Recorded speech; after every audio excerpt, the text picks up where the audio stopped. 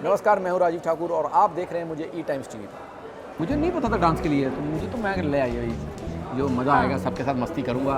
Celebrities होते हैं वहाँ पर, अच्छे जोक वोक वहाँ पर करेंगे। जब मीटिंग करने गया तो बोले कि डांस कौन कौन सा करे, तो मैंने बताया मुझे तब भी नहीं पता चला। मुझे लगा मैं एंकर के लिए कर रहा हूँ, पूछ रहे होंगे थोड़ा बहुत डांस वांस कर लेता होगा।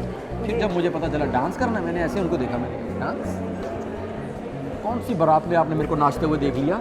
जो कुछ लोग कभी कभी मतलब ट्रॉल भी करते हैं मुझे तो बहुत करते हैं, पता नहीं क्यों ट्रोल करते हैं। ऑफ कोर्स 15 साल आप काम कर रहे हो और आपको लोग बोले तेरे को कॉमेडी नहीं आती, so that is biggest troll for you. आप ह्यूमन बीइंग हैं, दुनिया का सबसे मुश्किल काम है हंसाना, मतलब दुनिया का सबसे मुश्किल काम है। और मुझे लगता होता है कि अगर कोई 10% भी कर पा रहा है ना, 10% भी, तो सबको अप्रिशिएट करना चाहिए, क्योंकि ये सबसे कम हो रहा है। Hello everyone, welcome to E Times. I am Vijay Tiwari और मेरे साथ आज है कॉमेडी के धुरंधर राजीव ठाकुर, जो आजमाने वाले हैं डांसिंग में अपना हुनर।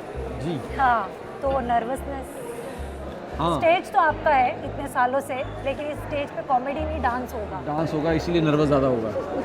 तो मतलब मुझे लगता था कि जब मैं शादियों में डांस करता था या दोस्तों के पार्टीज़ वार्टीज़ में, तो लोग बड़े खुश होते थे कि यार तेरा चेहरा बोलता है डांस करते हुए, ऐसा मस्ती है ना तेरे डांस में। और वहाँ जाके चेहरा ही नहीं बोला, इतना नर्वस आया था, नर्वस आया, इतना ज़्यादा नर्वस हुआ था, क्योंकि दिमाग में आपके 1 2 3 4 चल रहा होता है। 1 2 3 4 ये करना है, बीच में आ रहा है जा रहा है।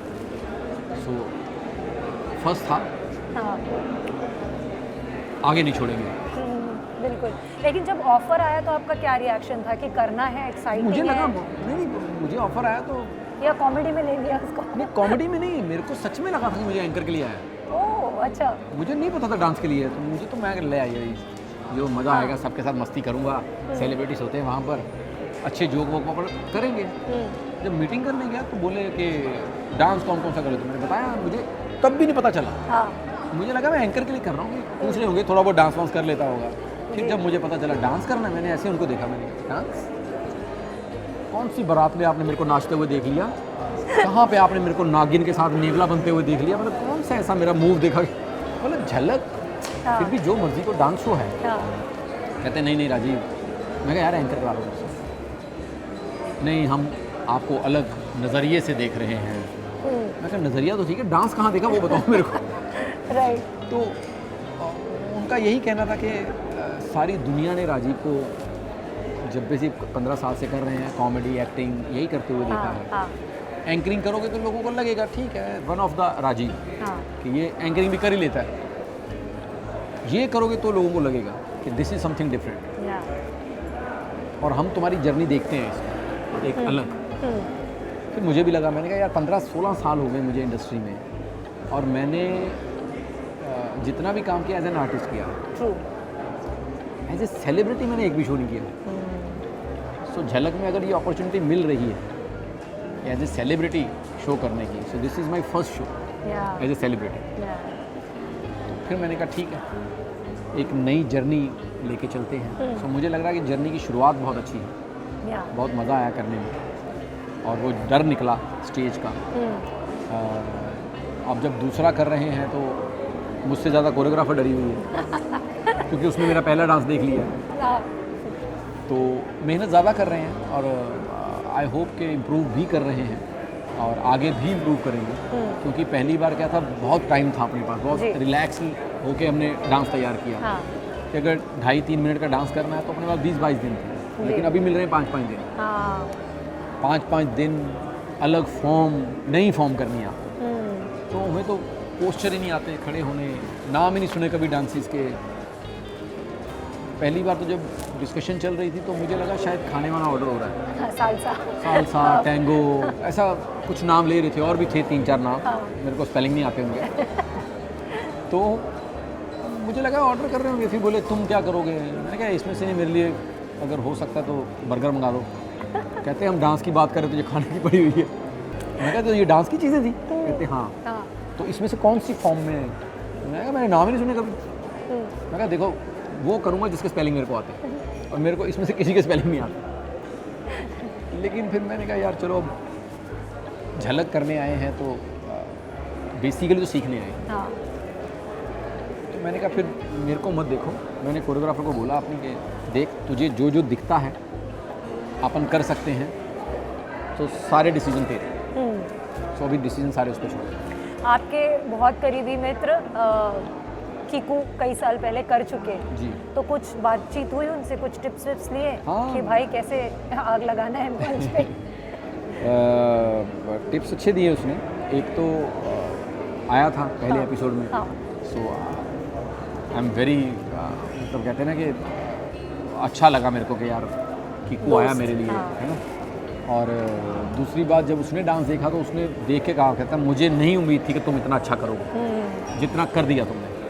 So it's good for you कि तुम्हारी जर्नी शुरू हो गई है और कीप लर्निंग। हाँ तो एक चीज़ रखना कि बहुत बार हमें लगता है कि हम नहीं कर सकते, तो ये बातें ना अपने कोरियोग्राफर पे छोड़ देना, वो जो सिखाए वो कर लेना। लेकिन अगर लास्ट के 1-2 दिन में लगे कि यार ये स्टेप गड़बड़ा रहा है बार बार, तो वो छोड़ देना और चेंज कर देना, थोड़ा सा अपनी स्ट्रेंथ पे खेलना या कि कॉमेडी पे। Good advice. हाँ हाँ, तो अपनी स्ट्रेंथ पे खेल। सो कहता मैंने भी कॉमेडी तो मैं रखता ही था अपने एक्ट में, जी। मैंने कहा ठीक है। और यू नो जजेस पैनल में फराह खान है जो खुद कॉमेडी के धुरंधर है, बहुत बहुत ही यू नो अनफिल्टर्ड है, ऐसी बातें बोल जाती है Unfiltered जो भी बहुत है। ही कॉमेडी होती है, वो कॉमिकल वही होती है बोला, अनफिल्टर्ड तो है ही, सेंस ऑफ ह्यूमर बहुत अच्छा होगा, बहुत ज़्यादा। हाँ बहुत, और टाइमिंग बहुत क्लास। या कब आएगी लाइन और किस पे आएगी, यू कांट जज, ओनली शी कैन जज। इसलिए वो जजिंग पैनल जजी पे हैं। और अरशद भाई बहुत अच्छे हैं, मलाइका मैम बहुत अच्छे हैं, बहुत बड़ी बेसिकली बहुत, पता नहीं यार पहला एपिसोड था तो हो सकता है ज़्यादा प्यार दिखा रहे हो, जब नंबर देने की बारी आएगी तब पता चलेगा। अच्छा, जब डांस करने गए तो अपने कॉलेज डेज की याद आ गई जब नागिन डांस होता था? मैंने स्टेज पे कभी किया ही नहीं है, हाँ मैंने कॉलेज में भी नहीं स्टेज पे किया हुआ। अच्छा। तो वो स्टेज का अलग ही फंडा है, क्योंकि क्या होता है जब आप पार्टी में कर रहे होते हो तो 10-20 लोग साथ में नाच रहे हैं, या 10-20 लोग सर्कल बना के आपके आसपास खड़े हैं, तो हो जाता है यू नो। वहाँ अचानक इतनी बड़ी स्टेज और सिर्फ आप दो लोग, और बाकी इधर अपने जो कंटेस्टेंट सेलिब्रिटी बैठे हैं, जजेस बैठे हैं, ऐसे देख रहे हैं आप, सबकी नजरें आप पे। सबकी नजरें। तो मैं तो नज़र ही नहीं मिलाई किसी से, मैंने सिर्फ अपना गाना ख़त्म करने की थी। तो फिर मुझे कमेंट भी अच्छे मिले, लेकिन एक जो एडवाइस मिली हाँ कि आंखों में आंखें डालो, हाँ आई ताकि कॉन्टैक्ट। तुम्हारा चेहरा बोले, जी चेहरा गाए नेक्स्ट टाइम। हाँ। तो अब उस चीज़ का ध्यान रख रहे हैं साथ में। यू नो जैसे आपने कहा कि एज अ सेलिब्रिटी मैं पहली बार एक कोई शो कर रहा हूँ, यू नो एक बहुत अच्छी जर्नी भी रही है राजीव की, इतने सालों बाद भी काम करने के बाद आपके पास लोग कुछ अनोखा नया काम लेकर आ रहे हैं। यू फील ब्लेस्ड कि आप रेलेवेंट वेरी हैं ब्लेस्ड, स्पेशली इन टाइम्स। 23, क्योंकि झलक से पहले मुझे इतनी अनएक्सपेक्टेड चीज़ें मैंने कर ली। एक फिल्म आई है मेरी, हाँ कंजूस मजनू खर्चीली लैला पे है, that is rom com as a lead. मतलब अब आके 15 साल बाद आपको एक हीरो फिल्म मिलती है, आती है और अच्छी चलती है। जी। दैट वाज मतलब उनका बहुत अच्छा रिस्पॉन्स रहा है मूवी का। उसके बाद मैं एक लिए वेब सीरीज़ कर रहा हूँ एज ए एंटागनिस्ट, वाओ और बहुत बड़ी वेब सीरीज़ है, जैसे छोटी बड़ी नहीं है, ऑसम। मतलब नेक्स्ट ईयर आने वाली उनकी सबसे बड़ी सीरीज़ है। और मेन एंटागनिस्ट, ऐसा नहीं कि एंटागनिस्ट के पीछे कोई सम पार्ट, हाँ मेन एंटागनिस्ट। फिर वो आया, ऊपर से फिर झलक आ गया। मैंने कहा यार ये मेरे साथ हो क्या रहा है इस साल, कि सब चीज़ें टचवुड मतलब कि अलग ही आ रही हैं, कि जो राजीव करना चाहता था, जो मैं बनना, क्योंकि हुआ क्या लाइफ में कि हम तो थिएटर करते थे as an actor, serious theatre, बीच में हम ये गेस्ट आइटम करते थे। हाँ इसको गेस्ट आइटम कहते हैं, हमें नहीं पता इसको स्टैंड अप कहते हैं। हाँ दैट वाज गेस्ट आइटम। मैं कह रहा हूँ हम इसमें ही काम करते गए, तो ये सब कलाएं हमारे पीछे छूट गई जो दिल में थी, एज एन एक्टर आना, एज वो चीज़ें करना। तो वो 2023 में मुझे लगा वो सब चीज़ें टचवुड ऊपर वाले ने ऐसा कर्म दिखाया है इस बार कि जो कुछ लोग कभी कभी मतलब ट्रॉल भी करते हैं मुझे तो बहुत करते हैं, पता नहीं क्यों ट्रोल करते हैं। ऑफ कोर्स 15 साल आप काम कर रहे हो और आपको लोग बोले थे तेरे को कॉमेडी नहीं आती, so that is biggest troll for you. और जिस काम को आप कर रहे हो और अच्छे से कर रहे हो, क्योंकि मेरा कोई इधर रिश्तेदार नहीं है, हम छोटे से शहर से आए हैं, अपनी हार्ड वर्किंग, अपने सेंस ऑफ ह्यूमर से, अपनी बलबूते पे बना है। बलबूते पे जो भी काम मिलता है, जो भी काम मिलता है, इवन मतलब कपिल शर्मा शो भी ऐसा नहीं है कि कोई दोस्त की वजह से है, वरना मैं 8 साल जगह नहीं बना पाया। अब जाके उसमें जगह बनती है आपकी, तो वो आपका अपना ही वक्त आता है, ऊपर वाला बख्शता है आपको, देखता है ना हार्ड वर्क आपकी। हार्ड वर्क, तो आप कर पाते हो चीज़ें। जी।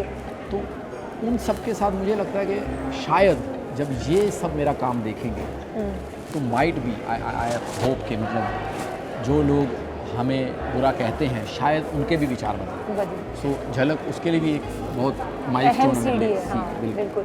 यू नो आपके और कपिल की भी एक ट्यूनिंग है, और आप लोग जब स्टेज पे आते हैं तो आप एक दूसरे की खिंचाई करते हैं क्योंकि आपका एक रिश्ता है इतने वर्षों का, लेकिन शायद वो लोगों तक कन्वे नहीं होता और उनको लगता है कि अरे जो खिंचम खिंचाई है उसकी वजह से अरे इनको कॉमेडी नहीं आती। तो जब वो आप सोशल मीडिया पे पढ़ते हो ये कमेंट्स, तो क्या वो अफेक्ट होते हैं एज ए ह्यूमन बीइंग, या फिर आप उनको अपने स्ट्राइड में लेना आप सीख गए? सीख भी गए हैं, लेकिन कई बार बहुत ज़्यादा कोई लिखने वाले के तो कुछ भी लिख देते कंट्रोल हैं। नहीं होता। सो वैसे तो मैं पढ़ता ही नहीं, बट कई बार कुछ नज़र पड़ जाए तो ऑब्वियसली आप ह्यूमन बीइंग हैं। दुनिया का सबसे मुश्किल काम है हंसाना, मतलब दुनिया का सबसे मुश्किल काम है। और मुझे लगता होता है कि अगर कोई 10% भी कर पा रहा है ना, 10% भी, तो सबको अप्रिशिएट करना चाहिए, क्योंकि ये सबसे कम हो रहा है, सबसे कम हो रहा है। वरना दुनिया में आप जितने भी चैनल लगाएंगे, मुझे नहीं लगता किसी चैनल पे आपको ह्यूमर मिलता है। हाँ। ह्यूमर के लिए आपको ढूंढना पड़ता है। मैं तो I respect every artist who create humour, who do comedy, जो लोगों को हंसाने का काम कर रहा है। I respect everyone, I love everyone. So ऊंच नीच हर आदमी के काम में होती है, बिल्कुल। No one is perfect. तो मुझे लगता है कि वी शुड रिस्पेक्ट, क्योंकि we are doing the toughest job. या बिल्कुल। और कितने लोगों की लाइफ आप कुछ पल के लिए ही, लेकिन वो स्ट्रेस उनका भुला। मैं हमेशा कहता हूँ, जब पता नहीं किन कई लोग होंगे जिन्होंने लाइव देखा होगा, जब हम लाइव परफॉर्म करते हैं तो जो भी आधा घंटा, 45 मिनट, 1 घंटा जब भी परफॉर्म करते हैं, आई फील के वहाँ अगर 500 लोग बैठे हैं, 5000 बैठे हैं या 10,000 बैठे हैं, मुझे पता है कि मैं उस 45 मिनट के अपने सेट में या आधे घंटे के सेट में हर आदमी किसी ना किसी 1 या 2 मिनट में मेडिटेशन में ले जाऊंगा। जब वो सिर्फ मेरी बात, उसको सिर्फ मेरी बात पे हंसी आई है, याद है, उसका जो भी कोई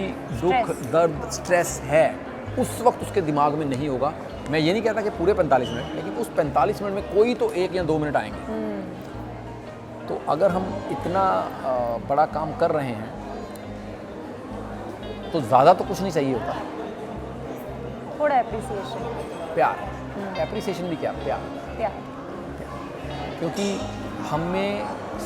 मुझे सब लोगों से बहुत प्यार, सब लोगों से, चाहे वो हमसे नफ़रत करें, मुझे इतनी होती है कि चलो कम से कम वो मेरा काम देख के टाइम निकाल के कुछ लिख तो रहा है, तो कुछ तो मुझे उन सबसे मोहब्बत है। लेकिन कई बार होता है कि आपके शब्द, आप बोलो जो बोलो, शब्द हर्ट कर जाते हैं, वो गाली गलौज, ये वो नहीं होना चाहिए जी। बट अभी वो सोशल मीडिया का ज़माना है तो फ्री है सबके पास, कोई बात नहीं। हाँ। वो भी ठीक है। बट अपने दोस्त को बताया आपने, कपिल शर्मा को? उन्होंने तो पढ़ ही लिया होगा। नहीं, पढ़ ही लिया होगा, मैंने सबसे पहले उसी को बताया था। अच्छा। सो ही वॉज़ वेरी हैप्पी, नहीं कर, और वो हमेशा बहुत करता है, मतलब मोटिवेट। उसके हाँ, क्योंकि मेरी जो सीरीज़ है उसकी डेट्स क्लैश कर रही थी कपिल के शोज़ के साथ। जब लाइव जाना था, उसने अपना टूर 1 महीना लेट कर लिया। सो ही इज़ ऑलवेज मतलब देयर कि नहीं तू कर। तो इसके लिए भी उसने पहले कहा नहीं कर, मज़ा आएगा तेरे को। फैंस को कुछ कहना चाहेंगे जो एक नए अवतार में अब आपको देखने वाले हैं? फैंस को तो मैं इतना ही कहना चाहूँगा कि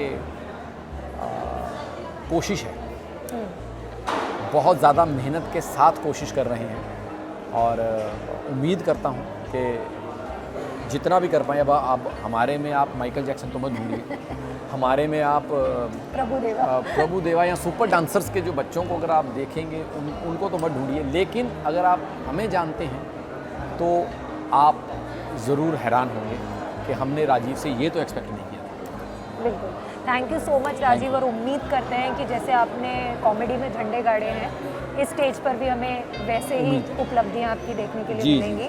and all the best for the show. Thank you so much.